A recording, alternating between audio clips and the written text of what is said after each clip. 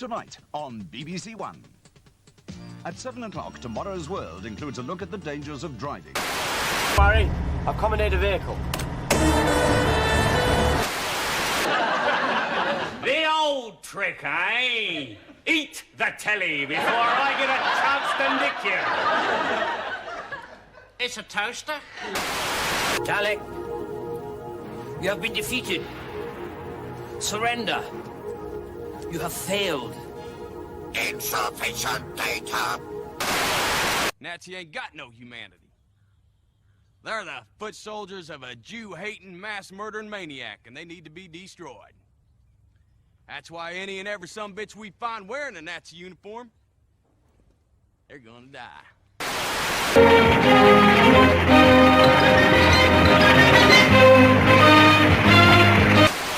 is this world protected? Because you're not the first lot to have come here. Oh, there have been so many. And what you've got to ask is, what happened to them?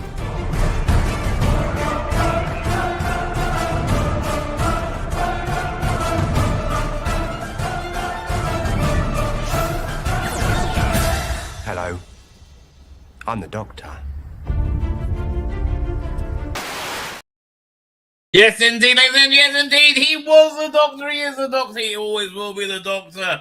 Oh, we miss him being the doctor. He was a good doctor. I quite like the next one as well, quite frankly, but I think it was messed around a bit by internal BBC politics. Well, we'll get to that soon. But yeah, man.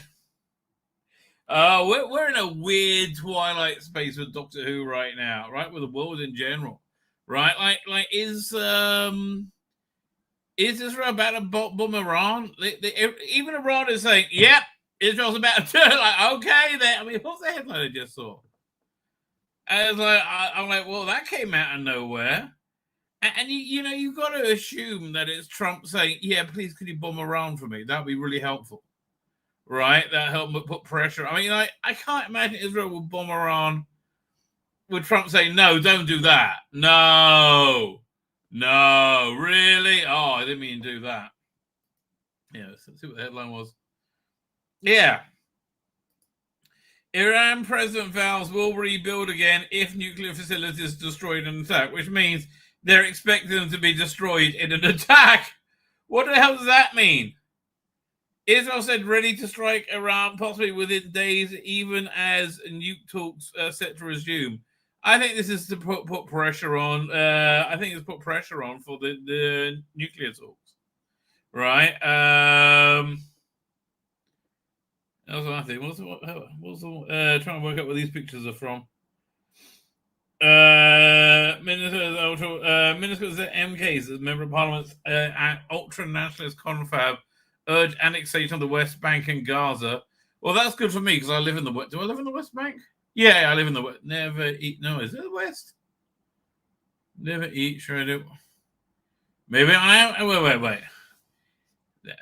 Yeah, I'll ask, right? I'll ask.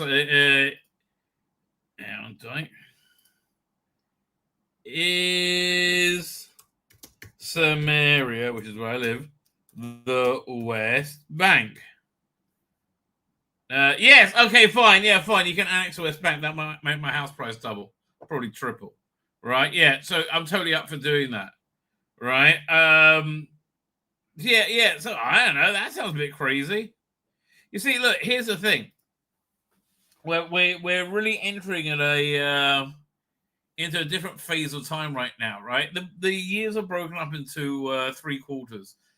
One quarter is each quarter is governed by the energy of a different patriarch. You got Abraham, you got Isaac, you got Jacob, and you got Esau, right? Esau is the brother of Isaac, son of Jacob, right? So he was always a kind of a bad guy, right? In the Bible, but at the end of the day, he's supposed to become good, right? You get the good part of him. So, but these 3 months are governed by Esau. So Esau progeny included Hitler and I think Donald Trump as well. But I think Trump is the good part of Esau, right? But yeah, that's why these months are given to strife. This week in the each week you serialize the Bible, and on the Old Testament on Sabbath when you read from the big Bible scroll, the Torah scroll thing, right? And this week has this very weird bit in it, right? There's a Jewish letter that looks called a nun, which looks like a big parenthesis, like one of those things. And there's this you're reading it, and it's about them building the tabernacle, and then you get you get like 2 or 3 lines, and a sandwich between these parentheses things, right? These nuns, and then the tone, everything changes after that. Everything gets like bad news after that. Really, it does, right? Like all the bad stuff starts having for next year, because that's what traditionally, Edom, Esau was not a good guy, right? Not a friend of the Hebrews. So, speaking of people who are not friends of the Hebrews, Greta Thunberg got sent back home on. She wasn't happy. She had to go on the plane, right? And because she doesn't like to leave such a big carbon footprint. But how dare you? Oh, I'll keep that up for a minute. Yeah. Oh man. This image. I mean, it's so good. I am from Sweden. Yeah, are you, darling? Are you? Well, who'd have thought, right? Who'd have thought? Anyway, I got some. Do I have another? Oh, yeah, it's funny. Crying baby on flight complains about being seated next to Greta Thunberg. Well, wouldn't we all? Right? Wouldn't we all? Anyway, I digress. So now, if I really believe that Trump is the messiah of the nation of Esau, right? I genuinely do, right? I think he's the good part of it, right? So I assume I imagine this summer he'll be going into many battles, right? And then it seems panning out that way with all these LA riots. Oh man, the LA riots, really? The gaslighting is out of control. They were peacefully protesting, and Trump sent the military in illegally to break their heads when they weren't doing anything. But we didn't need what? I mean, like, how much can they lie? Like, it was right in front of all of us, for goodness sake. Video after video, cars on fire, waving Mexican flag. Like, who are you trying to kid? These people are retarded. I don't know. They just like, oh, let's just do the same thing again. See how that works out. We'll do the same thing again. Duh. Anyway. So, maybe this nuclear showdown with Iran could also be part of, the power of these 3 months. But I think things are going to get crazy, baby. I think things are going to get crazy. But honestly, I think these battles in America, Trump's going to come out on top, right? I mean, look, in Ireland, they're doing the exact same thing. What's the name of that place? Where they had an uptick of rapes with who was it? The Algerian refugees or something? Not Algerian, Romanian maybe. Right, and there's been unrest and riots going on there. I heard such insane. Was it Ballymena? Right. Here, actually, let me see if I can. There's this video actually of one of the relatives. These girls have been targeted for was it sexual assault? So yeah, one second.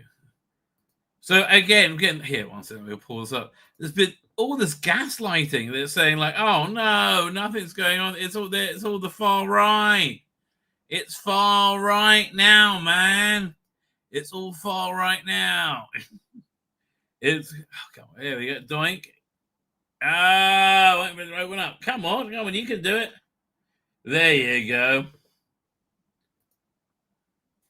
Walk and talk, and you get in front. So you're part of the family. I don't know what to say. You know, I'm not going to say sorry because I'm sure you're sick of hearing that. What happened?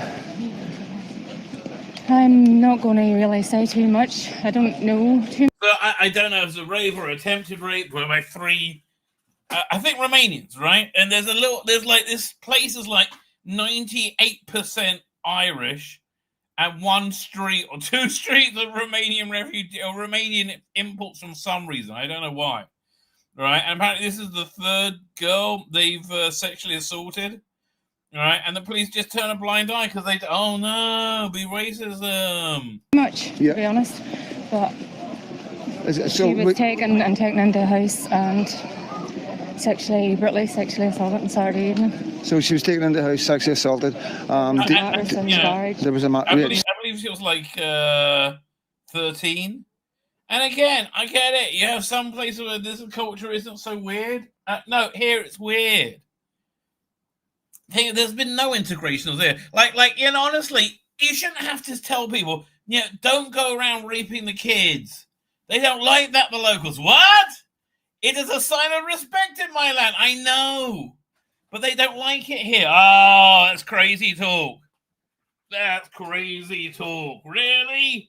Nah, they just don't. We'll get used to it. We'll rape a couple, it'll all be fine. Do you know, was there more than one man? Three men. Right. So, so you're here. Fair play to you. I can't believe the crowd has come out to support these guys. Oh, and by the way, the police all said, "Oh, these are the bad guys." Oh yeah, what these aren't the victims. These are the bad guys, according to the police. You know what I mean? It's absolutely immense. There's no flags. There's no shouting. It's totally respect. It's totally respectful. It's not about. It's a child has been hurt and. It's three now. It's three incidents. 2 weeks ago it was brushed under the carpet. I wasn't aware of the one before that. Yeah. But the child 2 weeks ago was the same age and it's absolutely disgusting.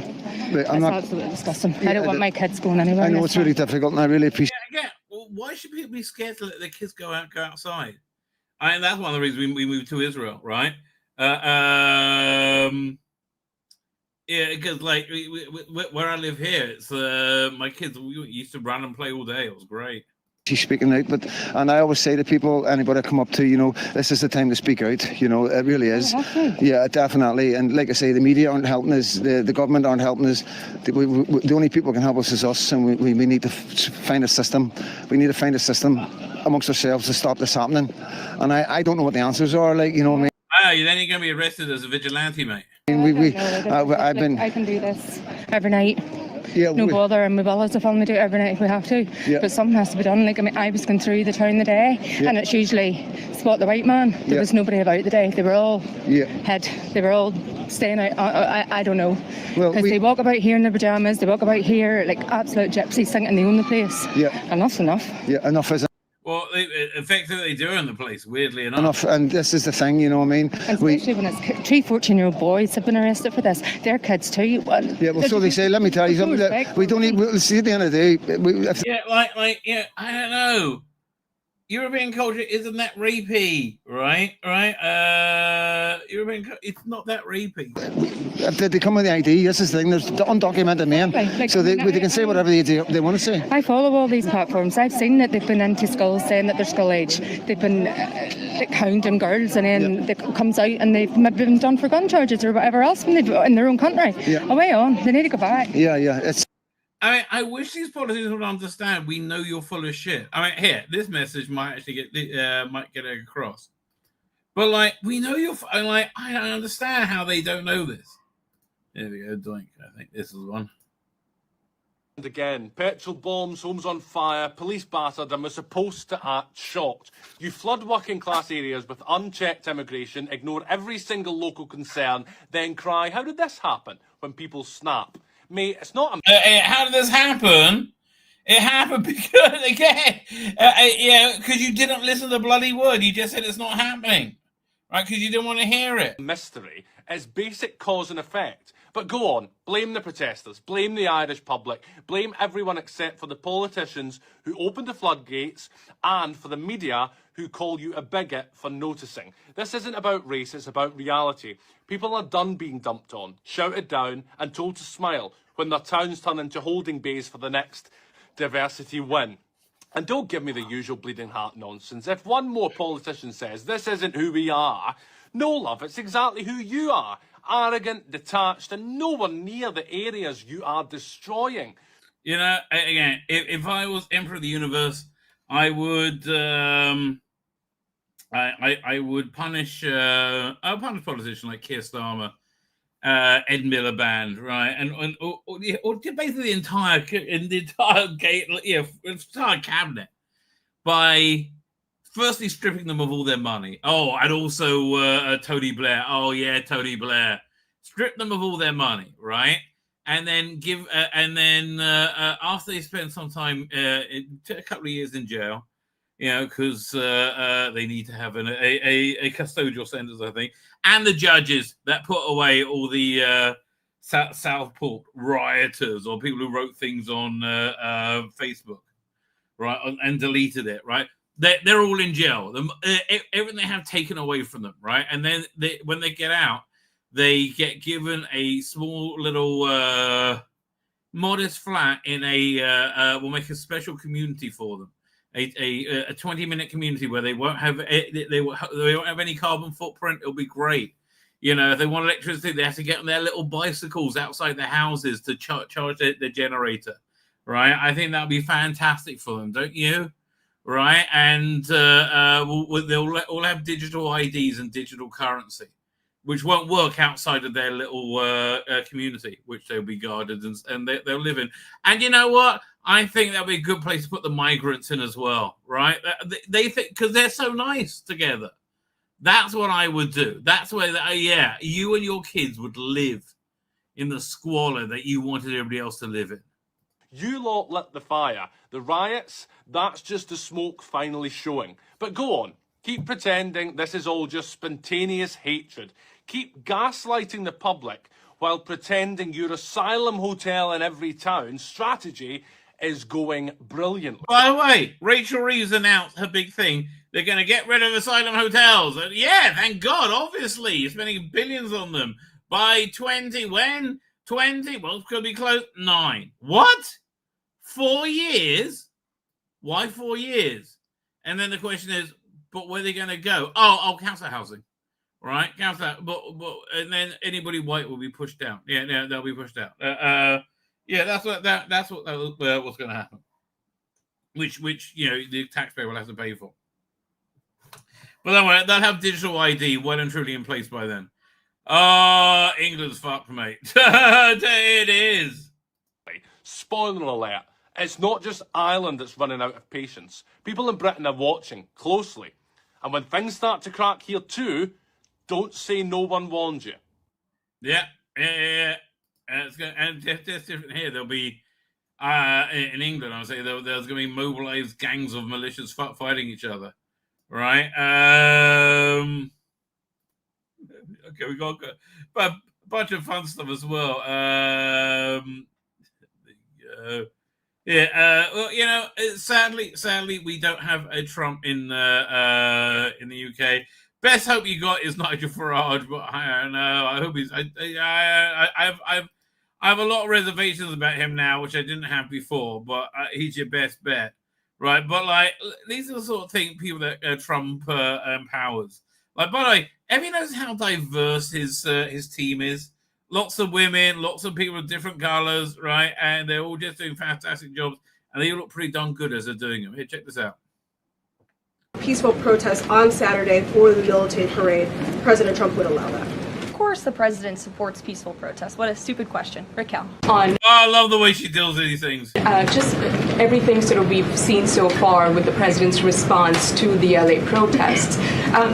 There is riots, right? They're not protests, they're riots. Criticism that seems to suggest that the president responded the way he did because it was a deliberate, calculated attempt to sort of shift focus away from his feud with Musk. How would you respond to that? Oh man, I've heard so many crazy things, right? Although look, these protests, riots, right, were planned and funded, right? But I do think the bust up with Musk was a reason that the funding kicked in right now, because I think they thought they saw a fracture in the right, and also Musk seems to be coming back, I know. He has already said sorry about a bunch about those tweets. But yeah, and the other thing is that Trump's sending in the military for no reason whatsoever, other than to stir up trouble. I mean, really, no, because they were here. Well, listen to what she says. The president responded to the LA riots, condemning the violence from Musk. It's an incredibly disingenuous attack. The president saw images of Border Patrol and ICE agents being hailed with rocks and Molotov cocktails. He saw vehicles being burned to the ground with illegal aliens flying foreign flags, and that's what prompted the president. I mean, that was crazy, and this was such a win for Trump, this whole thing. To have this response that has clearly worked, because last night in Los Angeles you didn't see many of those images. And I would add the governor and the mayor need to actually do more. I know Gavin they instituted a curfew last night. I think the night before last, I can't remember.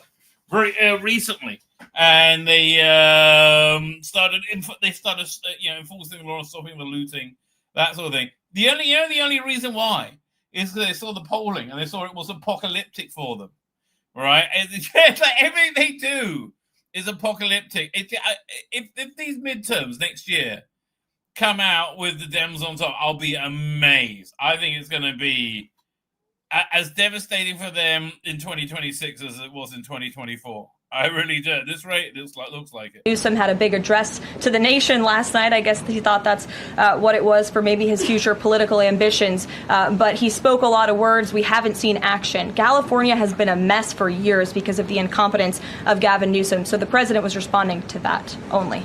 Oh, burn. Right? She's very, very good at that. I mean, she's very, very good at that. And what's the other one? Jen Psaki was a very, very good press secretary, and she lied like silk, so smoothly. All right, but I like that Karen Levitt is telling the truth and like running rings telling. Where are we up to? I said wrong thing. A couple of fun things. What else we got?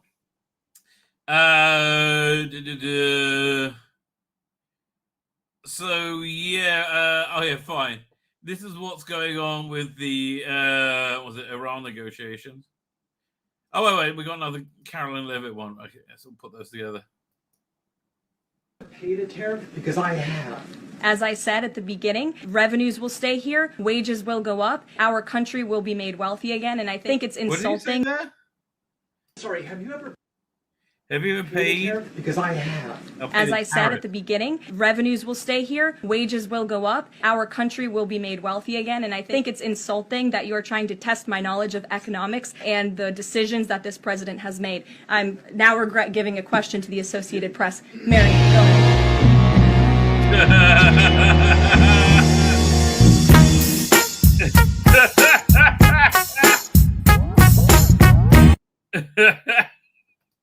Again, this is the fun part of the timeline we're living in. We might as well enjoy it, ladies and gentlemen.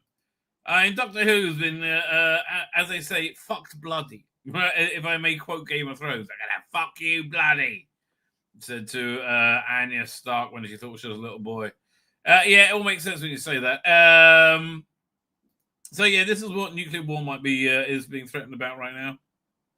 Update on Iran. We're hearing reports that U.S. personnel are being moved out of the region within striking distance. Well, they are being moved out because it could be a dangerous place, and we'll see what happens. But they are been. We've given notice to move out, and we'll see what happens. Is there anything that can be done to dial the temperature down in the region? They can't have a nuclear weapon. Very simply, they can't have a nuclear weapon. We're not going to allow that. Well, again, I love the strength. Yeah, you're not getting a nuke. Okay. Dude, you should... Look, here's the thing. People just need to roll over. like, understand Trump's always going to win. Because Trump is always going to win, baby. Have to force something. Somebody said, who's the genius that thought of that? I said, it's me.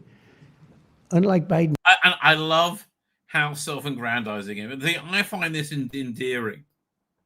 Listen to the story again. And look how well he's like considering this. Like he's really put thought into it. Have to force something. Somebody said, who's the genius that thought of that? I said, it's me. I'm that genius, because I am. I'm the Donald. Unlike Biden, I stay awake at night thinking about how to save our country. He was much better at sleeping than me. Could sleep on a beach. He could sleep on a beach with cameras rolling. I can't do that. But I had an idea. I gave it. They said, this is really, we'll go short term for a year. Let this guy get out. Yeah, I have no idea what he's talking about, but he's very impressed with himself. He shouldn't be that impressed with himself, because this was the first, this fine young person's first day of the job, and I think you were just seeing pure aptitude, right? Absolute pure aptitude. Check this out.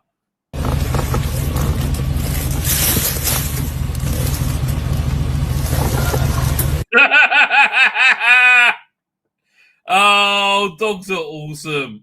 I can love dogs. I do.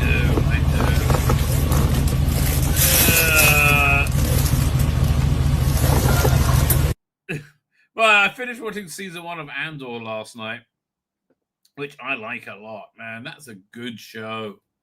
That is a good show. But I love the little red robot in it. Oh, he's all sad. Oh, man. Andor has been one of my best rediscoveries, I think, of my life. Right? I think it's been really quite gratifying. We were talking about the Donald and Musk before. There is signs, right? There is signs that... Oh, I'm pressing the wrong button 1 second. There is signs that a reconciliation may not be too far away, right? Hang on 1 second, share screen. These things have been spotted. I love that Donald's holding a teddy. Oh, if only. I don't know. Musk did say it was a pedo, right? It's hard to come back from that one, right? And also have to tell you, I think Russell T. Davies has been visited by the ghost of Christmas past to help through him this tender time. Yes, Russell, yes. Actually, this would be a fantastic play. Oh my God, wouldn't you love to see the play? That this ghost of John Nathan Turner comes back to take the piss out of Russell T. Davies. All right. And it turns out Russell T. Davies actually killed himself and he didn't realize it out of depression of his complete failure. I'm not advocating self-harm, but yeah,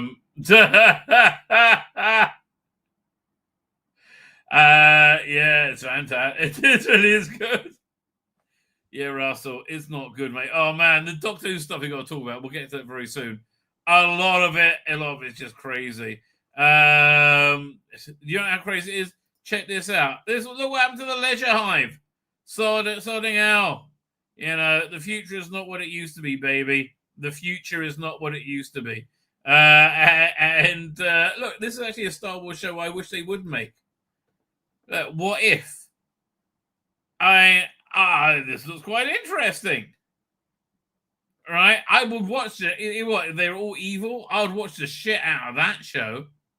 Like they turned Ben Kenobi to the dark side. I think it's very cool. Or he has his own child, or I don't know. That's versus Sauron. Sauron's gonna win. Sauron's going to win. But what if, right? That's clever. That's what I really want to see. The alternate time. See, that's the way you bring back Obi-Wan Kenobi. You want to do something interesting. I would be up for that, right? I would be up for that. I really liked Andor, baby. Look, we're not getting anything more like that. $600 million for 2 years, 2 seasons, for 24 episodes. Yeah, they're not spending money like that anymore. Sadly, I hate to tell you. Well, what can you do? Anyway, let's get to the chat, ladies and gentlemen. By the way, the thumbnail went through several iterations, or subtle iterations.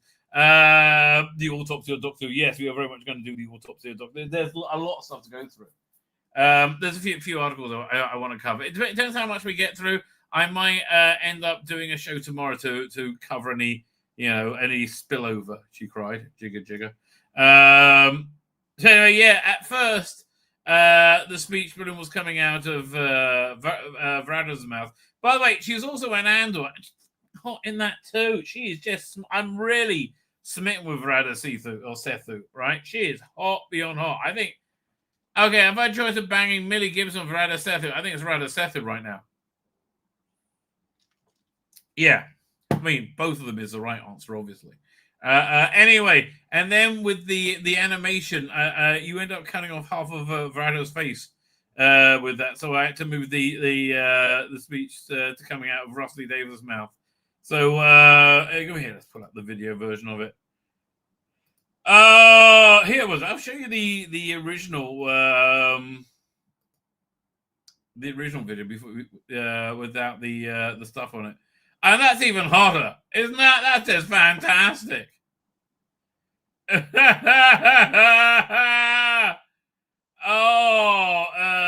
Yes.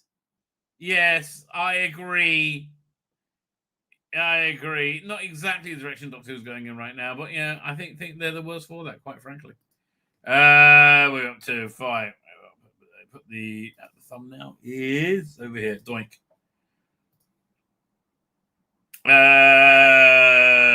Was it on? But it's probably downloading. Come on then, download. You can do it. Where is it? It says halfway there. Oh, me too, baby.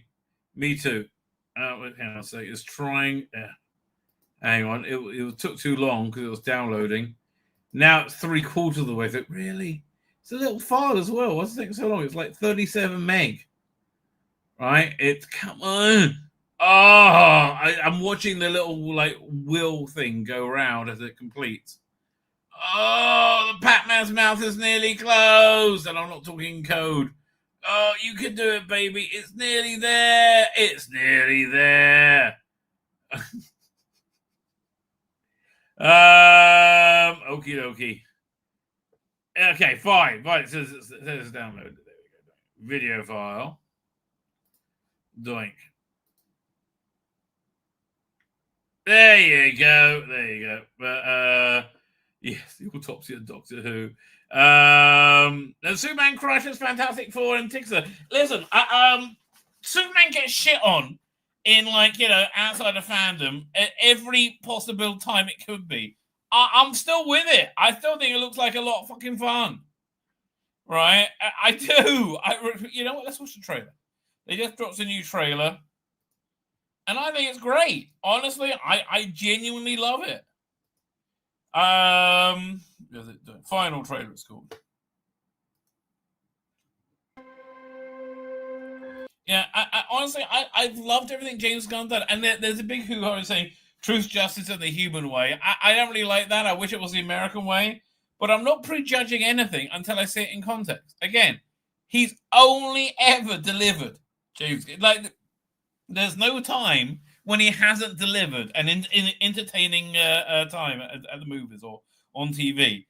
And his stuff is normally excellent. Oh, man. What about James Gunn doing Doctor Who? Me. I wonder who will cast. I'd love to see a James Gunn Doctor Who, frankly. That would be mental. Right? But I do like this vision of the DC universe is going for. And I think it's a lot of fun, right? Superman. And yeah, the traditional music. I love the subtle build to it. The most powerful being on planet Earth. We finally meet. Now, as planned. I like this Lex Luthor. Okay, it looks pretty cool. I'll destroy you. And of course, that reporter you always do interviews with. Who raised you as a child? I'll kill them too. Yeah, I like how evil he's being.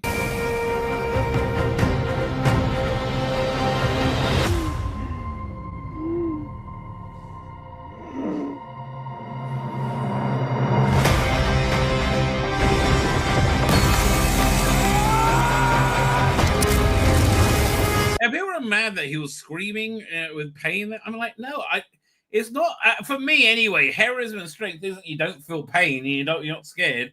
It's you do the right thing anyway. No matter what you do to me, Luther, your plans won't work. Wrap it up. Good luck with that.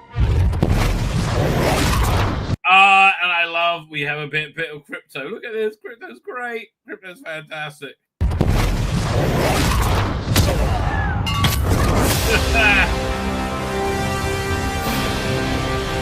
Make a move, Big Blue.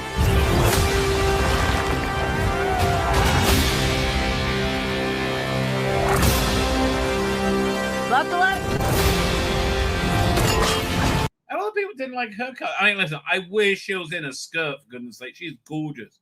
Rachel Brosnahan, I recommend The Marvelous Mrs. Maisel for a lot of deeply Semitic masturbatory fantasy material. There's a lot of it in there, which, is a surprising amount. And she's not even Jewish. But I think she's great, honestly. They chose him. Let them die.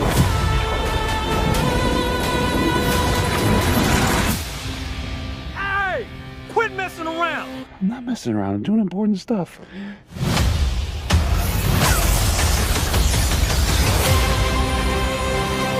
Hey, buddy. Eyes up here. That's one of the best ads I've seen for IMAX. That's very cool. Let's go back. Let's see that shot again. Oh, I think this is great. I'm sorry.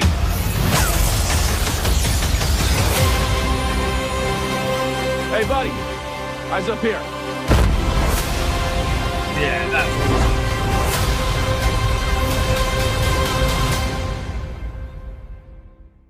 Yeah, I'm sorry. I think it looks very, very good. So I will not take a shit upon it. And if it's shit, I'll tell you it's shit. Okay. By the way, speaking of movies that I thought was shit, and I was quite excited to see, Netflix has what's it called again? Mission Impossible: Dead Reckoning Gone, which was like the only misfire of the Mission Impossible series. Disney Plus has Mission Impossible 1 to 6, which is awesome. I just like the 4K, frankly. So good for them. Hey, Mission Impossible series. I think it is going to continue. Frankly, the rumor is I think maybe they bring in Tom Cruise's co-star for Top Gun and have him be like an older advisor in it. Probably the way to go, right? He could, Tom Cruise is great. He's fantastic. But that movie franchise is bigger than him. And I think I say it to him as a compliment because I think he built it. Anyway, with that, let's get into A Good Place. I did like The Good Place. One of my favorite shows of all time.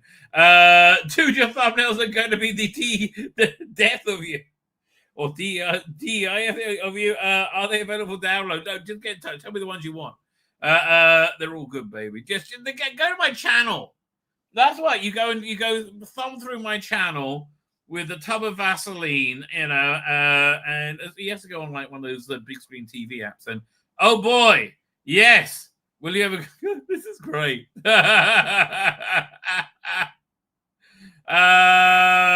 So yeah, sorry, but I'm sorry to distract you. What was that too? Funny how the UK sanctions 2 Israeli ministers for inciting violence as Greta gets deported. And weirdly, David Lammy can't quote exactly what they said or anything they said. He just said they've been inciting violence. What do they do? What do they do to incite violence? They said they widely held belief that the 2-state solution is dead. And it's been widely believed it's been there for a while because they're not interested in the 2-state solution. They're interested in the 1-state solution, and it ain't Israel. Right? And he says we should annex the West Bank and Gaza. These are not like inciting violence rhetoric. I'm sorry. We're living in a post-October 7th world, mate. All right? I know what to tell you. But, David Lammy, for him sanctioning you, it's a badge of honor, along with the other twatty countries in the world. Surprised you're going to get South Africa in there, but they're too busy raping and murdering white people, I guess. I was in the weather for Saturday as Cambridge has a pride fest, so it's going to be raining. Oh, boy. That's OT. Yeah, they could have this a little less pride, right? Pride does come before a fall. I hate to be the one to remind you of that. I think you should have a little less pride, right? And honestly, I think it was. I mean, the rampant, the rampant sex, and probably the same sex, but the rampant pride that led to, it wasn't the what's I going to say? I don't think AIDS was a gay plague, right? I think that the attitude towards sex as depicted, which I'm very accurately depicted in It's a Sin, the first episode. Well, and it didn't have that. I won't say anything. It didn't have that much to be doing that. It was gay sex.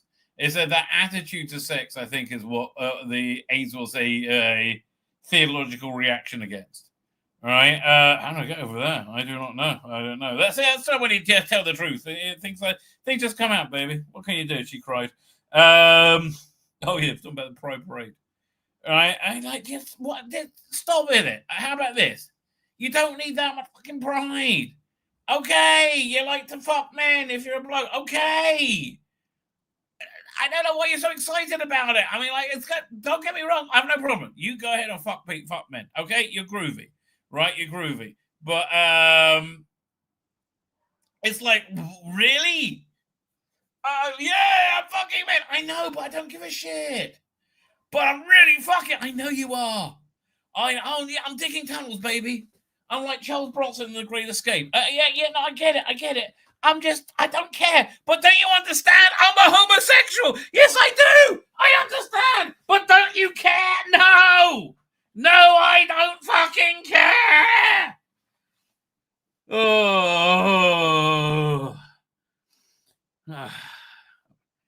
I bet they're not proud of that. Anyway, what are we up to? So the Arch Collins said hello to you. Oh, you told me about the private first of all.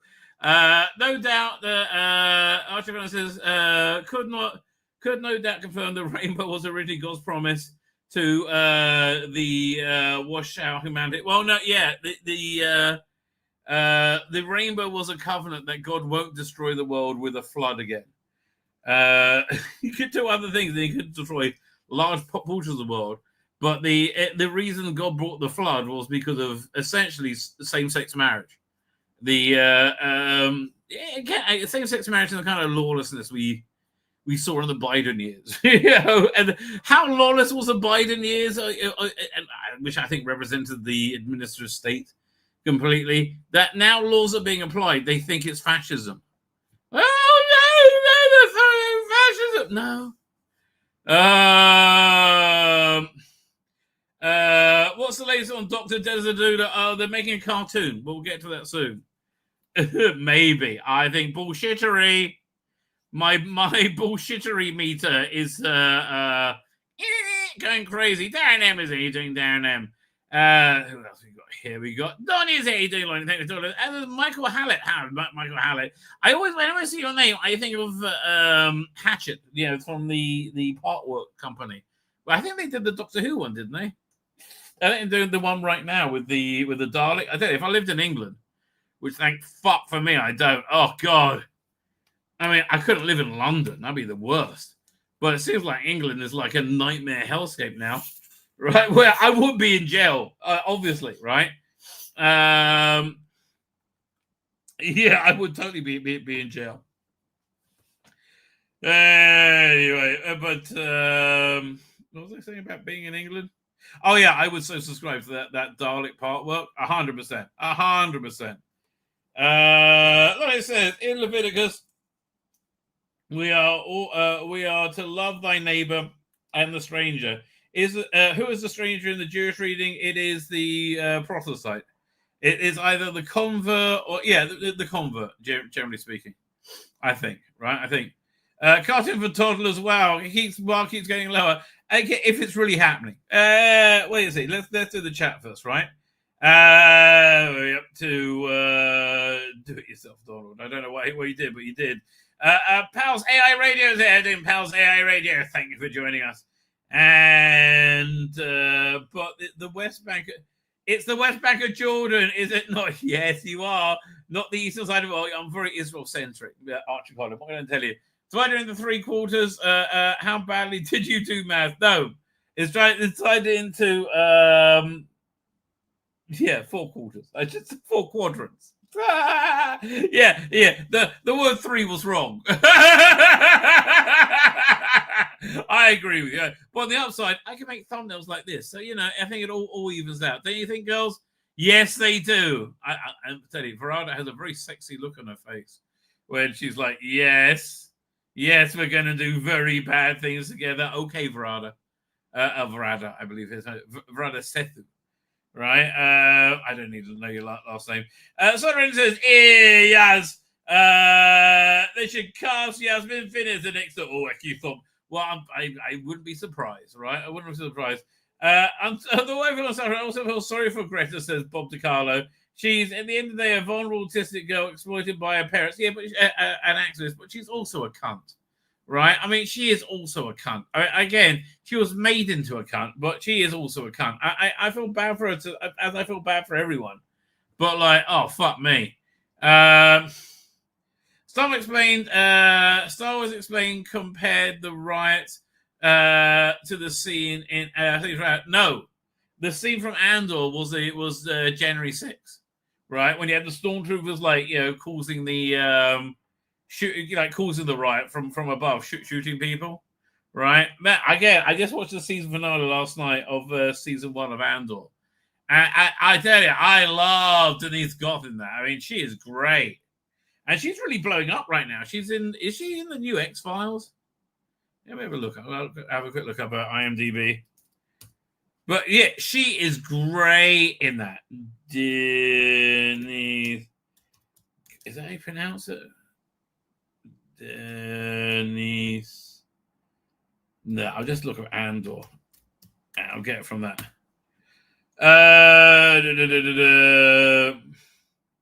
I'm really surprised I liked it a lot better than I liked Road One. Yeah, Denise Goff. Deidre Miro. How old is she?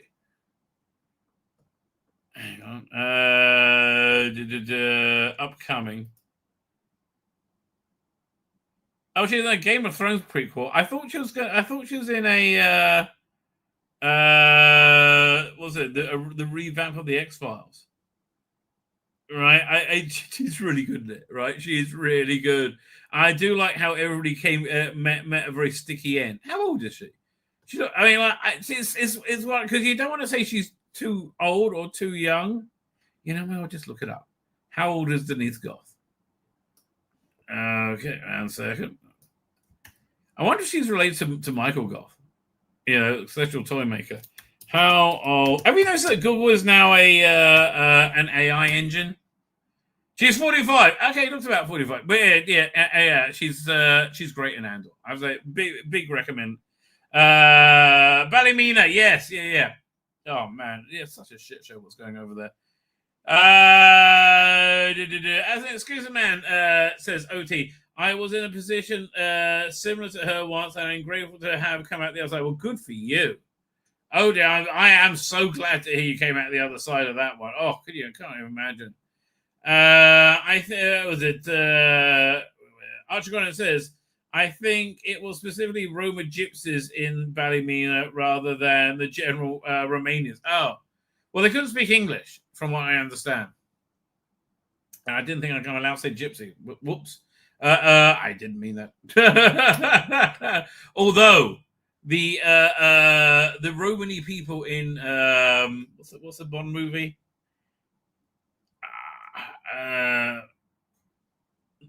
No, From Russia with Love. So in Russia with Love, Sean Connery turns out he has to hang out in a essentially a gypsy village in the middle of Europe, and they're having these 2 insanely gorgeous women are having a fight to see who gets this one guy. And then James Bond decides which one he wants and gives the other one to the guy. It's just really weird, right? It's really, and as a moral thing, it says, stop the lady fight. It's not nice. We shouldn't do that. Okay.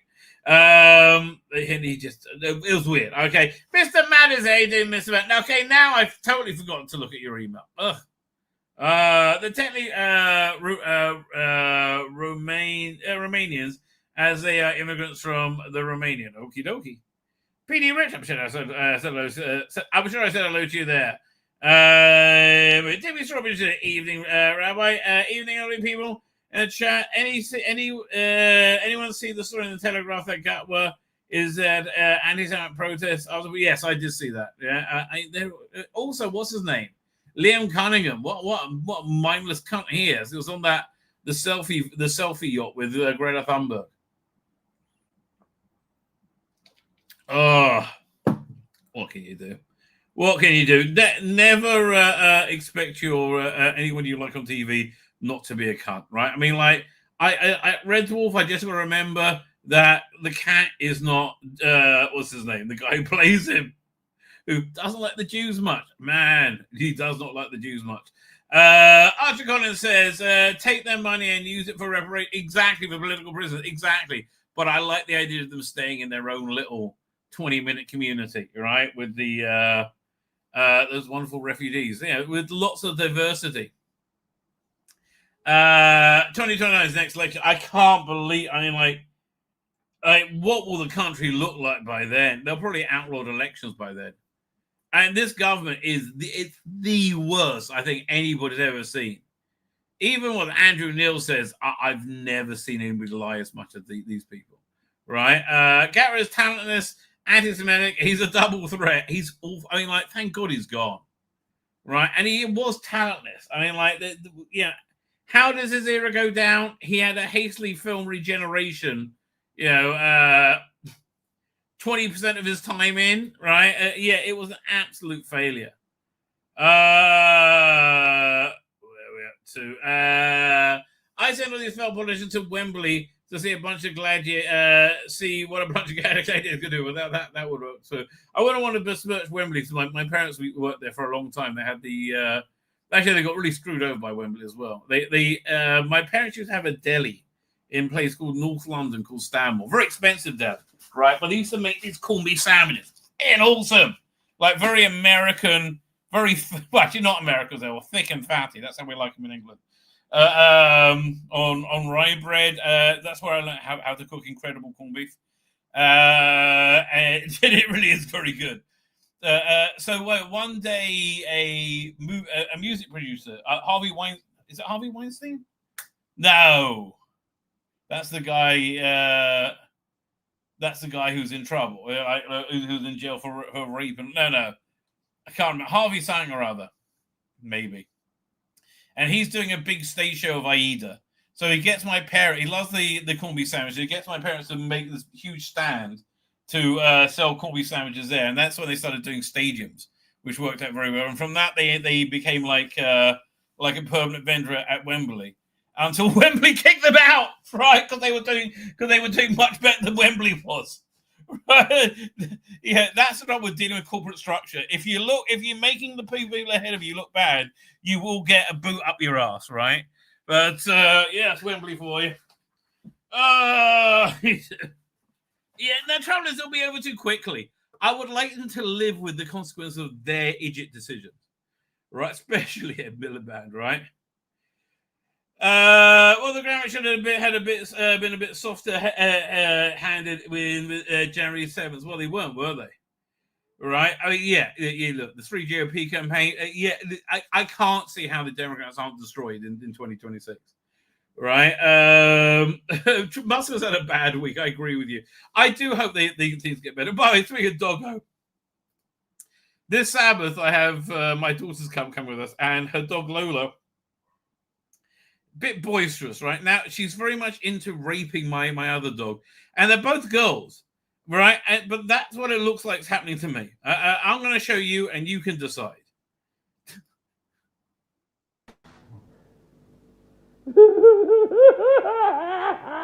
Oh, that's me, right?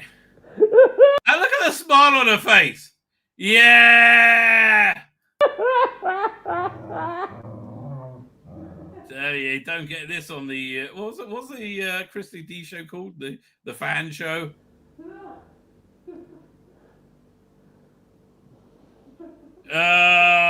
good for you. Yeah. And just,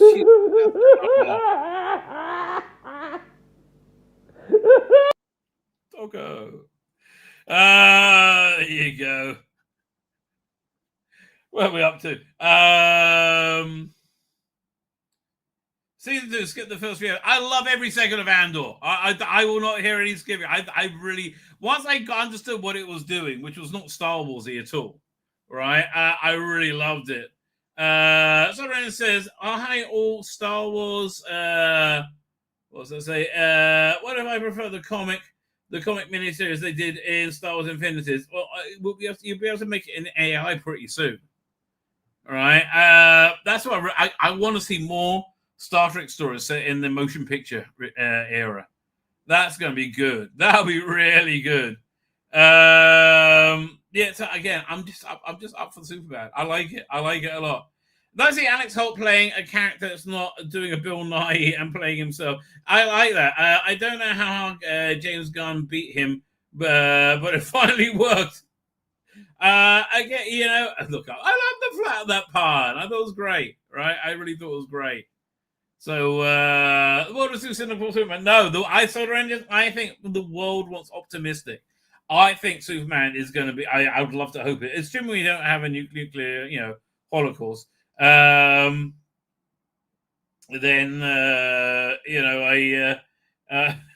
you could. What's it? So as long as we have a nuclear, I think it'll be the movie of the summer. We're going to download my thumbnails. Dude, just get in contact. Let me know which ones you want, right? Or go to my channel, right? They go look up a thing called YouTube thumbnails. They did, yeah. We're gonna get the animation thing soon. As soon as I finish the chat, that'll be the first way we're starting. Paul Tozen also bring out the animation. One of those boats went to Nasrallah funeral in Lebanon. Well, again, they should have bombed that. The Brazilian guy, yeah, that guy's the worst, right? What can you do? Yeah, look, Danny Jones is a nightmare, but I like Ridolf. It's perfect casting for Cat. 2 Rabbi laughs. I don't know what I said. Oh yeah, be another one. It's a dominance thing. That's what I said. It takes me laugh. Okay, my friend, something you would have loved, right? And then we really will get to Doctor Who. This is yeah. I say true story a lot. This is a true story, right? We had 2 dogs at one point, Marco and Luca, right? Who is these 2 King Charles Spaniels. Long story how we ended up with them, but we had them. Now, on one of the holiest days of the year is Rosh Hashanah, the Jewish New Year. And on lunch, before the afternoon services, you have this this little thing called tashlich, this little prayer where they would you go to a body of water somewhere to say it. And we have this little garden pond out the front of our house. So people used to come to us. I put like food out and stuff like that. It becomes like a thing, a hangout. So like most of the town is there. And so the pond, we have a bay window overlooking the pond, which is where we used to have our couches. Anyway, it's this big, ultra orthodox town of people hanging out saying this prayer over a body of water on one of the holiest days of the year, right? Suddenly I hear Benny, be remembered with a blessing. Oh, Benny was the best, right? Benny was like the heart and soul of this community. When he died, I think the community died with him, frankly. But he's laughing like, like it's a rabbi laugh, right? Marvin pointing in the bay window, right? The 2 dogs are having the hardest sex you've ever seen in your life. Like one dog's got his like paws on the window of the bed, and his tongue is pushing on. And the other one is like ramming him hard from behind, right? And like the one in front, the bottom, right? His eyes are half closed, like oh, and I thought they're going to break the window. They'll go and get it so hard. It was awesome. Oh my God, it was awesome. I mean, the only other thing that ever came close to as good as that was my father's funeral. It's another true story. Okay, so my father's funeral, in Judaism, you don't have caskets, right? So they're wrapped in like a prayer shawl. The first thing is I have to, as the chief mourner, they insist I am, which pissed my sister off, something chronic, which I liked it for that reason alone.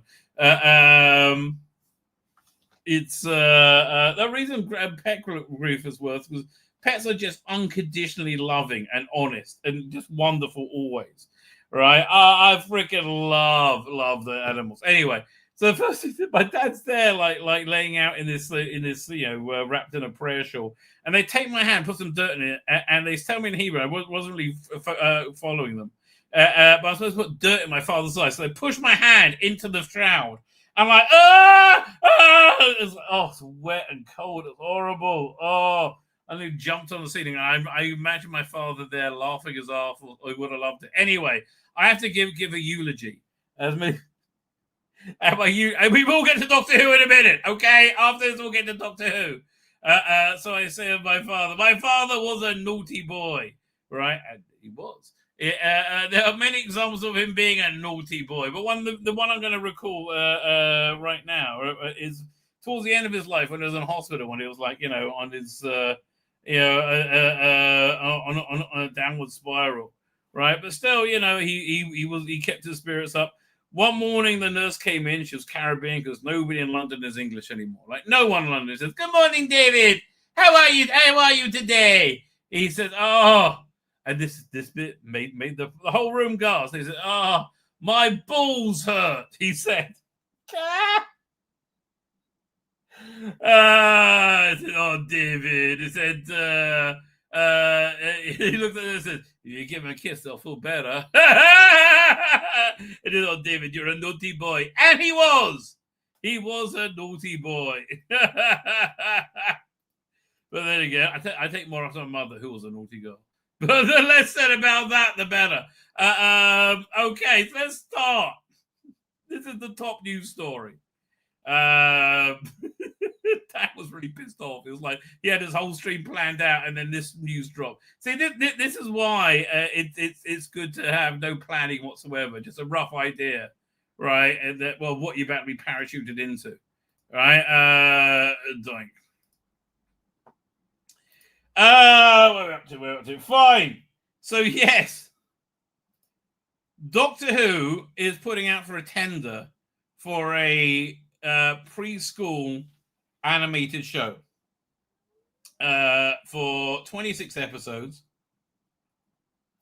Everyone's welcome at the CBBCs, including the Doctor.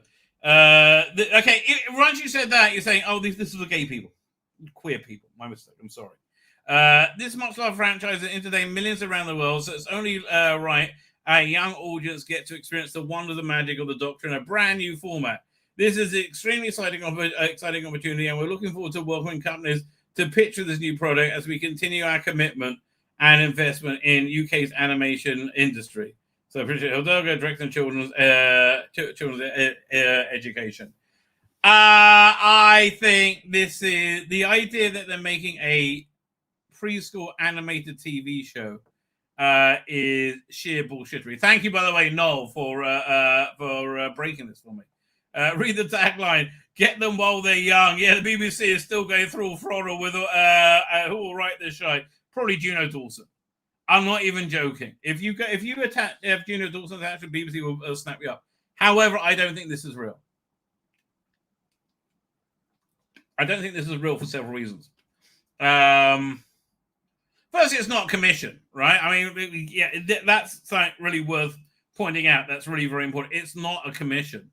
It's a request for tenders, right? It's a request for tenders for a proposal. Here, do I have more information? Yeah, somebody send me links with more info. 1 second. Let me see if I can find it.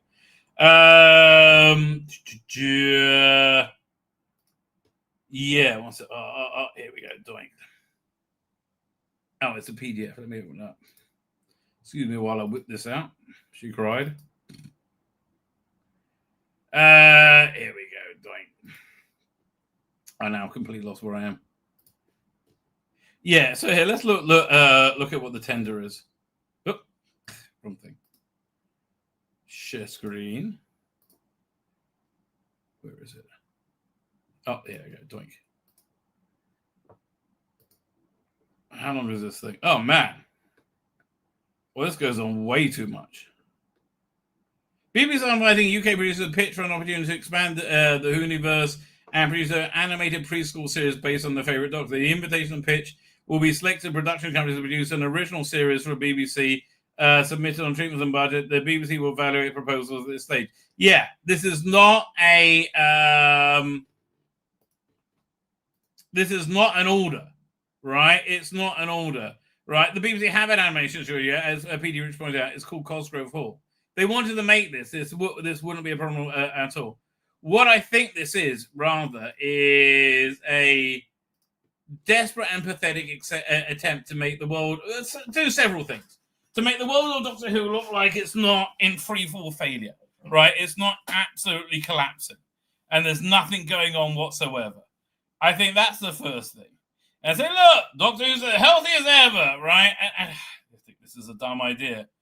Secondly, I think there are many negotiations going on. I still think they're begging Disney. So maybe they want to tempt them with like, hey, Bluey's finished. Maybe you want the next Doctor Who hit. You'll get this with Doctor Who. Yes. I think that's a factor of it as well. But man, this is to me, this is Peter says it's to get funding from Netflix. I think probably, right? But I think funding for a certain Netflix or for from Amazon. They're the only two real contenders as far as I can see. Although again, if Apple bought the entire Doctor Who catalog, right, with the exception of the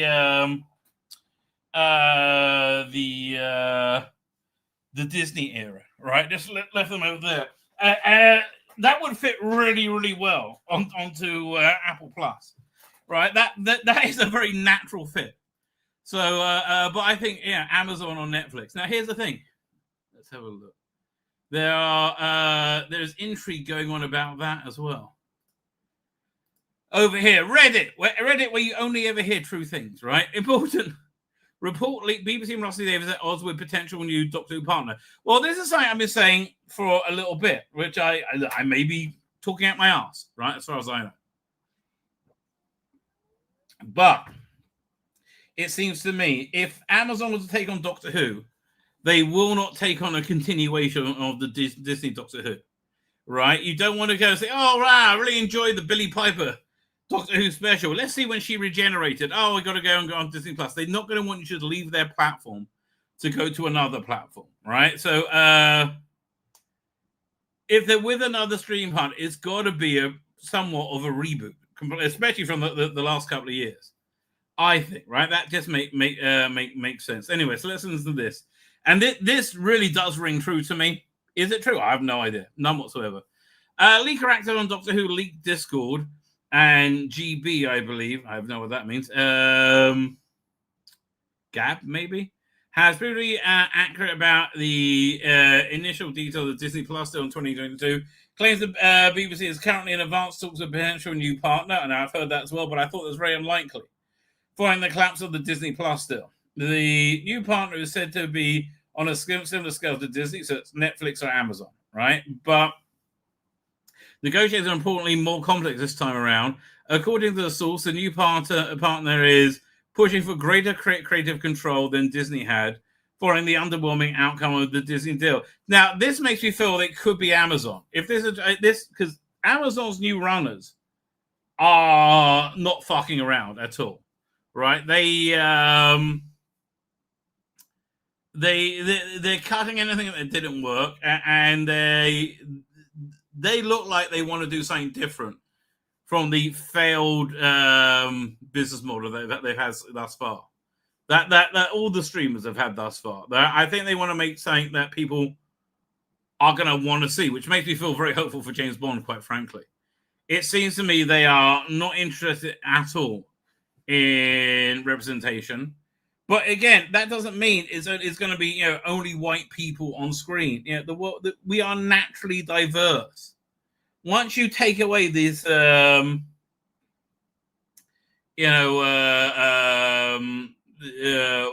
you take away these quotas, then if everything feels that normal, like it did from 2005, and onwards, right, till 2015, essentially, on Doctor Who. It was naturally diverse. Fine. So I see it being very.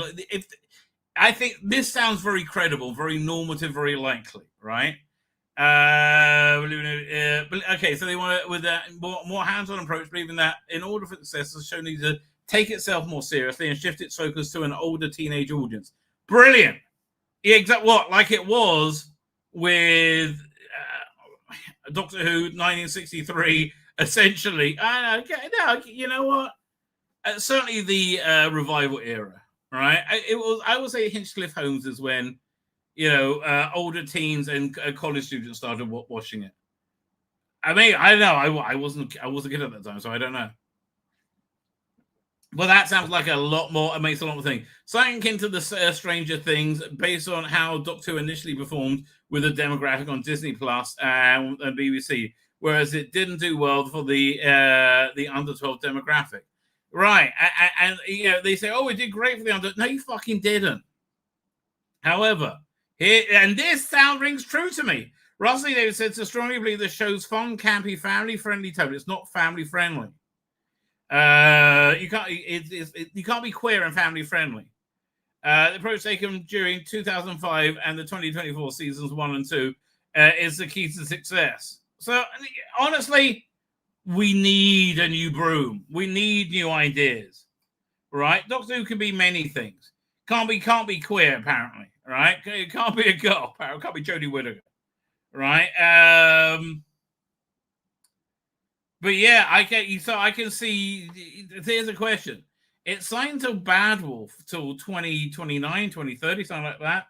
Will Bad Wolf go ahead with a different showrunner? Here, let's keep going. The potential partner is reportedly already offering a mix of fresh and seasoned creative, some with really great credits, many of whom have they've worked with before, and are enthusiastic about the potential deal and eager to get involved in the show any way they can. Again, new blood. I'll be fine with it being an American creative team at this point. All right, I really would. I mean, you've got to have like a British producer say, "No, that's stupid. Don't do that." Right? We don't all wear bowler hats in England. No, that doesn't happen. Season creatives. Whilst ensuring the show's whilst ensuring the show remains is at its British identity at its core, and it really lost that because it became queer at its core. But Russell Davis remains extremely cautious and apprehensive, as he is known, particularly when it comes to Doctor Who, to be highly selective and protective about who he collaborates with and allows to write for the show. Look, here's the deal: if the BBC are offered 100 million for like 2 seasons with Amazon as their streaming partner, I don't think they would be offered money like that nowadays. Well, maybe they are. Let's say they are. Let's say they're offered 100 million Amazon as a streaming partner, but it's got to have, this is just an example, it's got to have J. Michael Straczynski as the head writer, right, and showrunner, which would be, I think, would be great. I'll be really up for that.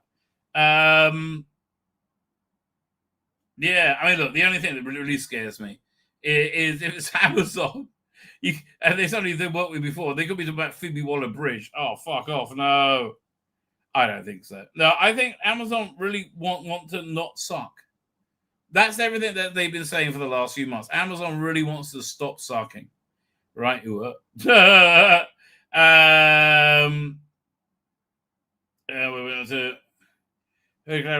is both a good thing and bad thing. At this stage, both the BBC and Bad Wolf are backing Russell Davis' vision. Yeah, because they want to be queer as well. Who's looking to stay for 3 more seasons? They're also, by the way, they booked Shooty in for like till 2029. I think they thought he would be that popular.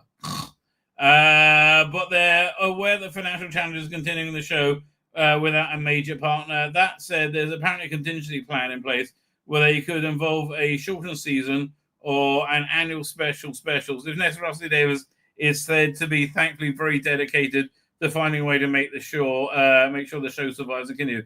The way you do it, Russell, is go fuckity bye-bye. Right? Fuckity bye-bye. That's what you need to do. This is what happens when you fuck up to the level you have. And you fucked up so fucking obviously. Oh, let's make Doctor Who queer. That's going to be wonderful. Yeah, really? Didn't work out so well. Did not work out so well.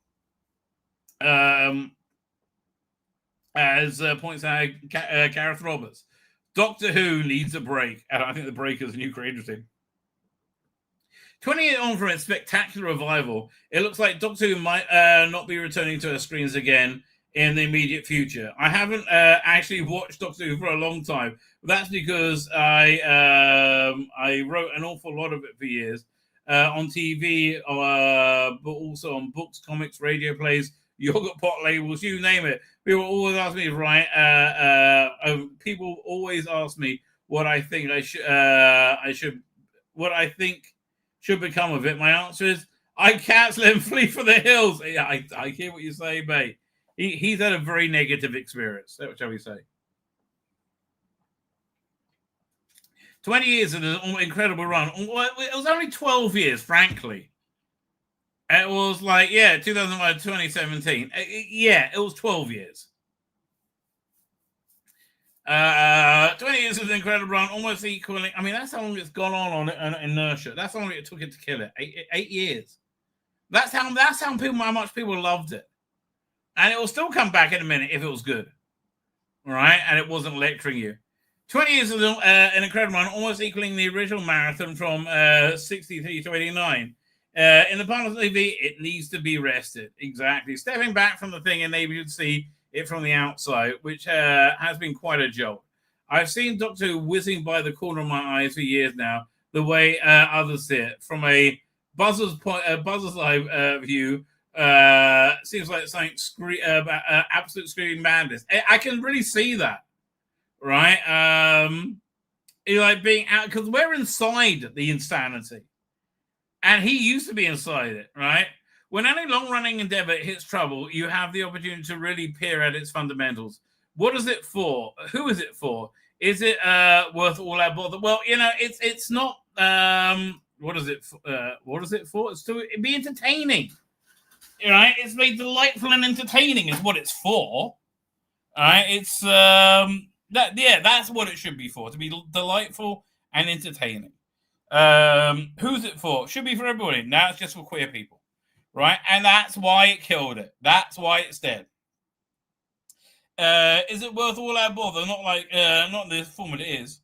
Like the Conservative Party, Doctor Who is a lingering institution fashioned in and for a lost age. Perhaps we need the Benedict-style analysis of what went wrong. Yeah, you know what went wrong with the Tory government? That Liz Truss got ousted almost immediately. I think if she actually had a decent run, I think they probably would have done a lot better. Yeah, but they wanted her out. They wanted her out. Right? Firstly, and it seems that Queen of that should be necessary to say this, but the Doctor Who does not contain the meaning of life. No, it's just really fun. And it's got some fundamental... It champions fundamental qualities, which I think are very important. Individualism, right? Integrity, morality, right? And it's fun, right? They're very cool morality plays, which again, I think this is why both Jodie and Ncuti fell, and also David Tennant. Everything fell so badly. You can't have people who aren't moral write morality plays. It's kind of, it just doesn't work. Bottom line, it just does not in any way work, as we've seen, right? Doctor Who does not contain the meaning of life. It should never go anywhere near as profound, except in its lightest, most playful terms. There is nothing wrong or small about being a weekend treat that's mainly for children and indulgent parents. Yeah, I think that's fine. Look, sometimes you get moments of sheer greatness, like, Do You Have the Right from Genesis of the Daleks, right? You do get moments of sheer absolute greatness, but that's a fine description as well. There may be a slight passing things that enhance life, but they don't look like bouncy castles or trips to the zoo to reveal the secrets of existence or politics or anything else. Doctor Who was born in an age when we didn't need to rabbit on about values. Yeah, because you had them back then. and certainly not about our pop culture. It was only nascent back then. Looking back 20 years on, its revival in 2005 as a prestige production was a warning sign that something was very wrong with the TV industry in general. As if Basil Brush was back, written by Dennis Potter, and freighted with mortal significance. That's an interesting point of view, because I look at Doctor Who as being so important. It's so important. In its original run, its unique ability to lift a TV writer hacks and make them fly a little. The revival seems to have done the reverse. And the reverse, actually, a very good point. Wow. It's unique in several ways. It's not another sci-fi in the accepted sense. It's a much more peculiar genre of its own. And it's absolutely not a saga, more of a fun trip somewhere where someone knew every story. Yeah, exactly. My iron law of Doctor Who is that if something carries over from a previous story to another one, barring the Daleks, it's almost going to be a bucket of incomprehensible nonsense. I think what he's saying is they got the law balance completely wrong. Right? It's so run by its own, obsession with itself, right? And it's in a picaresque, not picturesque, in a picaresque, fly-by-night quality at the core. The thing is an anathema to modern TV, which is all about sagas, journeys, and arcs. So he's saying that Doctor Who is like just the wrong shape for modern TV. That's an interesting point of view. To be fair, the makers of Doctor Who tried to pare it back to basics in 2018 for the first series with Jodie Whittaker, but unfortunately it just wasn't good enough. And that didn't set the world alight, and they're panicking and through the kitchen sink on baffling story lore into the ever-diminishing returns. Okay, yeah. I honestly, I think what he's saying is true. But again, I think you got to start with a reboot, right? Start with a reboot universe, and then eventually connect it to the original universe. But yeah, I think that's the way it's got to go. But another issue is the Doctor himself. He's not a character part, but a personality part. He's a lovable and fun to watch, with entertainingly naughty and askew interaction. Tom Baker and Matt Smith are particularly well. Yes, right. You can run the show for years on that simple basis, refresh for a new generation of youngsters with a new actor every few years. A few gags, a few scares for the kiddies. End of. Fuck me, he's really right. And there's so many stories where I go, which are just light and fluffy. There's some that are shit. Again, that's one kind of why I like Battlefield. I watched Battlefield last week, and it was great. It was so much fun. The battle sequence was really good, right? But it was exactly what he's talking about here. It was just fun. I really recommend going back and watching Battlefield. Go for the Cunning Monkey new effects. It makes a big difference to me, right? But yeah, a few gags, a few scares for the kiddies. End of. Yes. But if you treat Doctor Who as an acting part, which we did, then you very swiftly run out of new things to say, and it becomes pompous and maudlin book. I honestly, I think that's how I would describe, and this is a controversial opinion, that's how I would describe Heaven Sent, right? That's why I find it unrewatchable. It was an actor part being pompous and maudlin book. Yes, that's a really good description of it. And again, at the time, Heaven Sent works on its first viewing, right? When you're like, what are they doing? This is totally different. It's very cool. But once you get past the story structure and then you just get back into it's just Capaldi essentially, doing a one-man show. Which he can do, but it just I came across as pompous and maudlin, a pompous maudlin book, right? The whole affair starts to revolve around him as a fetish. Everyone starts up with cold poetry dialogue. He's like fire and ice, rain and the start. You know, here's the thing. That stuff's great for a while, but Doctor Who's got to become different things. Right? Like, I think it's time for him to become like the lone warrior, not a lone warrior, like a wanderer in time and space. Right? And not a cosmic god. This is making a very good point, I think. And he can't just take he just can't take that weight. Also see James Bond and Batman. Angst and the Doctor just don't ring true. You could you can maintain it for a little bit. All right, but I think more than that, it falls apart. And I think that's why Shooting Up with crying each week was an absolute failure. All right, Angst and the Doctor just don't get it, pretty much. And pretty much nobody tunes in to see him all on a tear-stained dither, and we didn't. Right, we didn't. The ratings were objectively terrible. The show is meant to be a treat for the young, a treat for the young at heart. Yes, right. A liberation from the drudgery of work and school, which is what I use it for, and absolutely not for obsessive that will watch it, especially if they hate it. Well, I really hate watching the Doctor Who that I hate. Genuinely, I can't stand it. Oh, my internet's looking dodgy. Hopefully it stays good. Right? I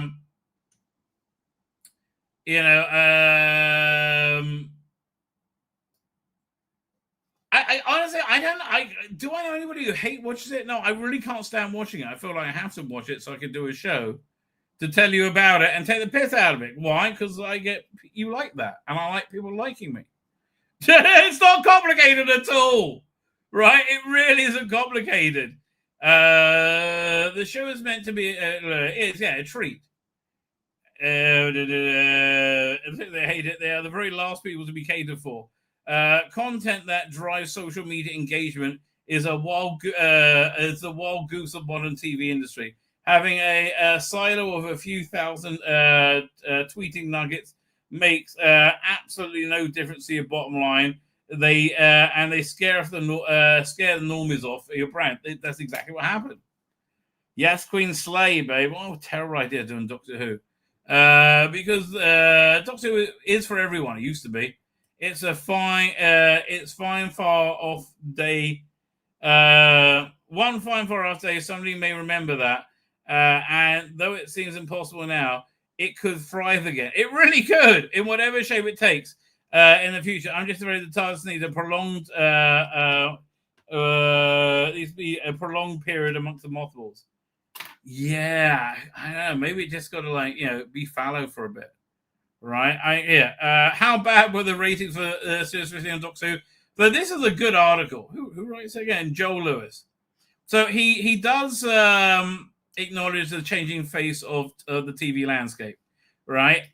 I feel that's to quite a great extent the fault of TV being produced, which is normally fucking awful, right? Like Doctor Who, right? I think people don't watch TV anymore, essentially because it's shit, right? If it wasn't shit, they would probably watch it, right? But instead, they go to podcasts. Everything is much more non-centralized now, which is not good for culture. But that being said, Doctor Who, the theory of Doctor Who did worse than a lot. So the Eccleston era, it had so back in 2005, no one was watching on iPlayer. It had the consolidated ratings was just under 8 million. And when it came out, we were all just astounded that it wasn't shit, and everybody loved it. It was what? But look, there's 0.22 million on catch up on iPlayer or whatever. All right, it wasn't a thing back then like it is now. All right, but okay. So Eccleston burst on the scene just under 8 million average. Tennant went up to 8.35. Look, people love Tennant.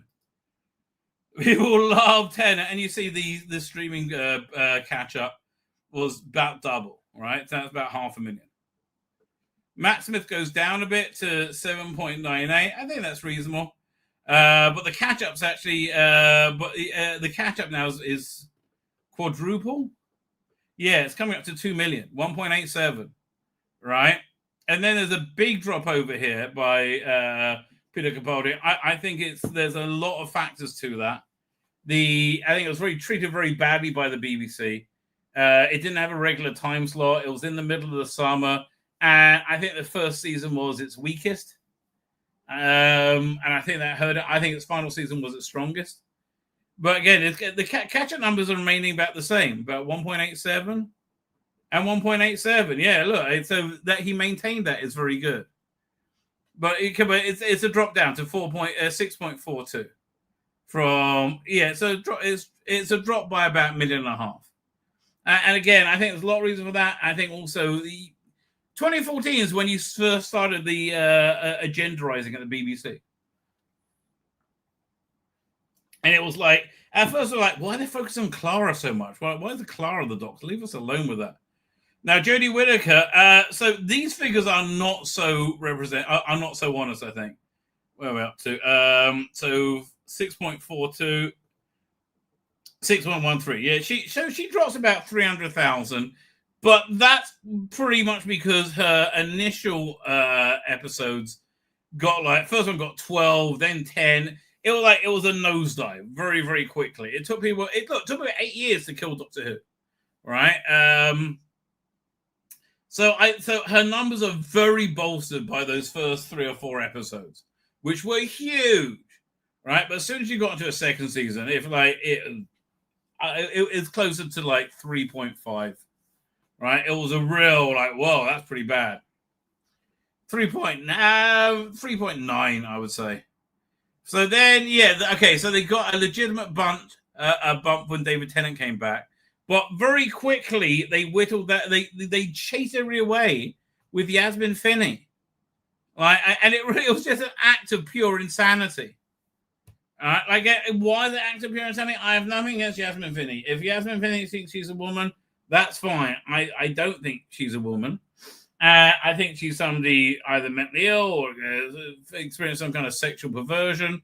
Either way, it's not something I could watch with my children, my grandchildren, I should say. But Krovia, they should come speedily in our days. But so people got used to it being shit at that point, and it had nothing to hide behind, right? Jodie Whittaker, she had her initial first 3 episodes to hide behind. David Tennant had only 3 episodes, and people worked out shit pretty quickly to hide behind. Shooting out had nothing to hide behind. 3.8 million, right? That's his average. 3.8 million, which is lowest ever, right? Yeah, these are objectively terrible ratings, right? They're objectively terrible ratings, and the Disney ratings were even worse. All right, why? Because here. This is a very good reason. Doctor Who was it regenerating into the past? How Doctor Who forgot to move on, and that they kept. It's all the same people. Doctor Who's all about change, right? Who forgot to change? There's absolutely who wrote this? Reese Swainson. How long is this? Oh, fine. This is not long. Fine. We will totally do this. Farewell, 15th Doctor. Your Doctor Who run was brief, controversial, and certainly not without merit. That's fair. I thought his portrayal was awful. Gone shooting at one maybe, but the show lives on. Now wearing a face of a former Doctor Who star, Billy Piper. Does it though? Does it? I don't think so. Piper's return, unsurprisingly, split fandom. No, everybody thought it was a desperate move, a desperate and pathetic move. Some are delighted that the award-winning actor is back and keen to see her take on the role of the Doctor. Personally, I think the idea of being a female Doctor has been destroyed by Jodie Whittaker, right? Absolutely destroyed by Jodie Whittaker. All right, and Chris Chibnall, God bless him. But secondly, it's a stunt, and it's very transparently a stunt. Now, I'm not dissing Billie Piper's acting ability, which I think is good. I think she knows what she's doing, right? But I just think it's just a desperation. It's desperation, much like this announcement. I don't believe it for a fucking second. I mean, yeah, you're putting out tenders, but what you're really doing is trying to make Doctor Who seem like it's not on its fucking ass, right? And Doctor Who is on its fucking ass. What are we up to? Others, myself included, rolled our eyes of frustration. Russell's doing it again. We cried. He's falling back on nostalgia. Really sadly, yes. Again, when you don't have ideas, and which I think happens when you have causes, when you don't have ideas, you fill in the blanks with whatever nonsense there is in the world at the time. In the 80s, it was with violence, right? In the Colin Baker's one full season, just lots of gratuitous violence. It felt much the same way in 2020 when David Tennant and Catherine Tate were brought back for a 3 episode special commemorating the 60th anniversary. And again, that's the time it actually could have gone into its lore a little bit more. The old showrunner's back, the old production team is back, the old actors are back. I hated this. Doctor Who survives, both through change on screen and behind the scenes. I think this guy's making a good point. And even though I was excited for it, if Rusty hadn't screwed up, it would have been much better. Rusty, they surprised me with the 6th anniversary. They had their flaws. They were generally interesting art for the Doctor. I was distracted by all the queerness, right? I was just very distracted. He fancies Isaac Newton, who's now Indian or something. I don't even know, whatever. Thematically, bringing back David Tennant made sense. And the rumor is they're bringing back David Tennant and Billy Piper for this next special. By this stage, that's just going to be sad. I hope they don't do it. It is. It's just going to be really, really sad. This stage of the show, the Doctor is worn out, mentally exhausted from centuries of loss and trauma they endured. The 13th Doctor regenerates into an older body, one that looks physically worn out. Appears to be in the special scruffy and unshaven with a regenerating clothes, apparently. This is a fascinating metaphor of how the constant stress of the trauma affected us. The bi-direction occurred, and 15th Doctor embraced the 14th Doctor, parent comforting a child. I almost cried! Yeah, me too, but for a totally different reason. There's more to the story than meets the eye, I know. But if we look through the idea of metrosexuality, metrotextuality, okay, we see something very interesting. Here we see a story where the reappearance of something popular from the past is viewed as a sign of fatigue and exhaustion. It outright tells you it's a bad thing, with Donna actually worried about the Doctor. The story ends when 15 flies off, fresh and rejuvenated, ready to start a new venture. Yeah, and I tell you, I like the Church and Ruby Road. I thought this is going in a new direction, and I think the fantasy is fine. Swing and a miss, right? This is how I and many others view the nostalgia baiting. It's a sign that the show is struggling to feel relevant and success. Well, at the time, I told myself that the nostalgia was of the 60s, and now Shooters here, it's going to be going in new directions, right? And there's no recurring monsters. And all these things sound good, and they just may turn out to be shit. It's incredible. It seemed to me that Russell Davis agreed with me. He had, after all, written a story that promised to move forward from nostalgia baiting into a new and exciting era. And again, I think Church and Ruby Road actually did that. I like the Goblin King. See, the Goblin King, that whole thing, I think it's fun for normies. I think it would be fun for kids to watch that. I don't think anything after it was fun. Agreement with nostalgia baiting. You're excited. I don't know if he meant for the anniversary was to be interpreted this way, but that's certainly how they felt. How did this show end up here? 2 years later, we once again seen the show fall back into nostalgia and to keep the show afloat. It's burning its own history as fuel at this point. What part of fresh and new does the production team not understand? That they're not it. Right? They are not it. The signs were there throughout. The true season 14 gave us many fresh episodes such as Church and Ruby Road. Devil's Court I hated because, again, this guy's clearly not a parent. Right? When you have overt fringe sexuality front and center on screen, it's like you can't watch as a family anymore. Right? I can't watch it with my grandkids at that point. Right? I don't want to. It's not just fringe sexuality. I don't want to introduce any sexuality to my kids. I want them to be innocent and happy, right? Both of which would look very out of place, sandwiched into an old series of show. That's true. There's also Dot and Bubble, White Man Bad, a personal favorite, hated it of mine, that challenged the viewers more than any other episodes in the past have done. No, I worked out immediately they're all white, because I know how your diseased mind thinks. But then there's Boom, an episode written by another former showrunner. Like it or not, Moffat filled the script with many old cliches, robotic villain catchphrases. I didn't really like Boom either. Yeah, exactly. Harking back, fine. They're just like rehashing the old at this point. Series 15 slammed down its thumb on the nostalgia button and held it there for dear life. It's kind of like in Galaxy Crest when they're flying away from the bad guys first time. He said, "Hey, look, there's a button you press when we want to go super fast. Just keep pressing your finger down on it." Joy Terrell once again brought back Moffat in his Moffat Nicola Coughlan. Fuck me, she's just repellent now. The World was literally a sequel to a popular episode 17 years ago, and an unnecessary one as that. And the final was chock-block of old villains. Omega looked nothing like him. Last appeared in 83. Fugitive Doctor made a second brief appearance pointlessly. Carol Ann Ford pointlessly. Rose Tyler again pointlessly. What are you to make of this? Okay, this guy's on board for the wokeness, apparently. How did Rusty Davis go? Which is why I like Doctor Who TV, frankly. I think it's very good you have a website that has every side of the debate on it. I think it's really good, in fact. I should give it praise for that, because it's very worthy of praise for that.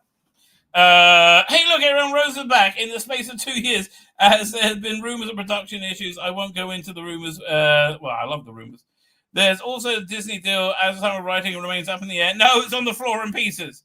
Perhaps I'm just reading too much in the anniversary specials. Maybe the subtext was just accidental. It certainly seems that way, given what came after. No, this is what happened. I think you were on the button there. I think on the ball. On the money is what I was looking for. But it failed, and so they tried their best to course correct. Many of us feel a pressing need for the show to change, to do what Davis promised back in 2023 and move on. Well, he tried to. It's like, no, we're going to change it. We're making it queer. Yeah, that's not a good change, right? I don't want Billy Piper back. I want a new Doctor with a new companion facing off against new villains in new stories. Look, the original balance, 70% new, 30% classic, right? That's the balance for villains. I don't need nostalgia bait. After all the episodes are freely available on iPlayer, I can go and see 10 and Rose whenever I want. I tune into the late. Yeah, but that's not really. They're just trying to get it's clickbait essentially. The show is best when it delivers. Heaven Sent. No, exactly. Heaven Sent. I disagree with you. Midnight excellent. Human Nature fantastic. Dot and Bubble shite. Did just that. Are the better for it? Not really. Also, I refuse to believe the nostalgia is what audience wanted. The reaction to Star Wars, The Rise of Sky. Again, that was a desperate attempt to fix many great mistakes, right? That was like, that was a desperate attempt at course correction. I tell you, if they had just refilmed episode 8, just done, I will do an alternate one, they would have been so much happier. Everyone would have been happier.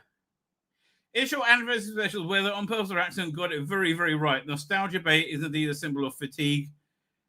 Yeah, how long before the fatigue bleeds out and affects the audience? Well, it's already happened. How long before people give up on the show together? Time will tell. It usually does. Well, it's already told, mate. It's already told. It's happened. All right? Doctor Who is fucked. I don't know how to say this to you more clearly. Doctor Who is fucked beyond fucked, ladies and gentlemen. And not in a good way. Not in a good way. You know, I'm cream crackered. I think I'm going to wrap up. I may be back on tomorrow at 3 p.m. Haven't decided. I'll see. I'll see what's going on. I'll see what stuff there is to talk about. Was it gratuitous violence? Hinchcliffe did it then. No, I disagree with. No, it wasn't gratuitous violence. No, look, you had things in the, and I love Colin Baker's time, right? But in the Attack of the Cybermen, the crushing Litton's hands with the blood, it was just unnecessary, right? And Shokai eating the rat, torturing Jamie, you know, the the leering rape stuff going on with Perry, especially two doctors' first cliffhanger. All right, right. There was a lot. I really recommend Cody W. I really recommend what's it called again?